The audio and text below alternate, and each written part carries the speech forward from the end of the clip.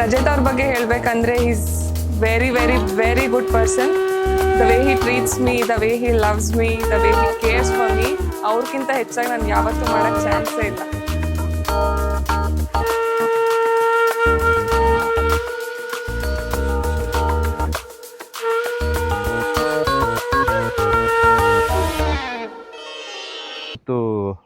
ನನ್ನ ಮದುವೆ ಇದೆ, ಕಂಕಣ ಭಾಗ್ಯ ಇದೆ.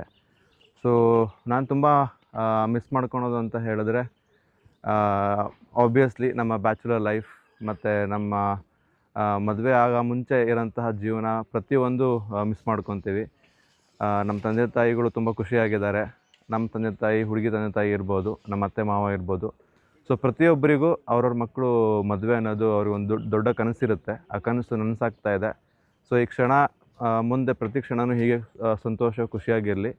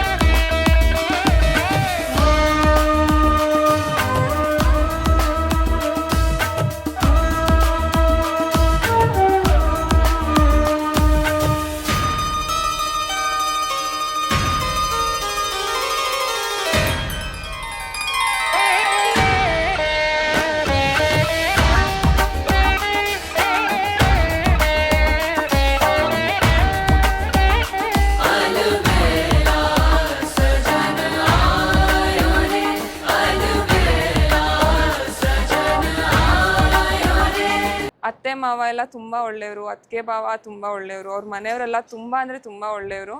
I am like truly blessed. First Rajat ಅವ್ರ ವೈಫ್ ಆಗೋಕ್ಕೆ, ಸೆಕೆಂಡ್ಲಿ ಅವ್ರ ಮನೆಗೆ ನಾನು ಸೊಸೆಯಾಗಿ ಹೋಗ್ತಿರೋದು. ಸೊಸೆಯಾಗಿ ಅನ್ನೋದಕ್ಕಿಂತ ಅವ್ರ ಮನೆ ಮಗಳಾಗಿ ಹೋಗೋಕ್ಕೆ ಇಷ್ಟಪಡ್ತೀನಿ. ನಾನು ನಮ್ಮ ಮನೇಲಿ ಹೇಗೆ ನಮ್ಮ ಅಪ್ಪ ಅಮ್ಮ ನನ್ನ ಒಂದು ಸಂಬಂಧಿಕರನ್ನ ಇದು ಮಾಡ್ಕೊಂಡಿದ್ದೀನಿ, ನಿಮ್ಮ ಮನೇಲೂ ಹಾಗೆ ಇರ್ತೀನಿ. ರಜತ್ ಅವರೇ, ನಿಮಗೆ ಒಳ್ಳೆ ಹೆಂಡತಿಯಾಗಿರ್ತೀನಿ, ಒಳ್ಳೆ ಹೆಂಡತಿ ಅನ್ನೋಕ್ಕಿಂತ ಒಳ್ಳೆ ಫ್ರೆಂಡ್ ಆಗಿರ್ತೀನಿ. ಎಲ್ಲರಿಗೂ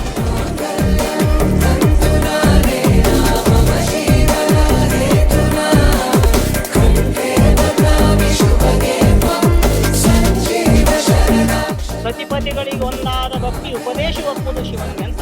ಇದರ ಅರ್ಥ ಏನು ಅಂತ ಹೇಳಿದ್ರೆ, ಸತಿಪತಿಗಳು ಒಬ್ಬರನ್ನೊಬ್ಬರು ಅರ್ಥ ಮಾಡ್ಕೊಂಡು ಹೋಗ್ತಾ ಇರಬೇಕು.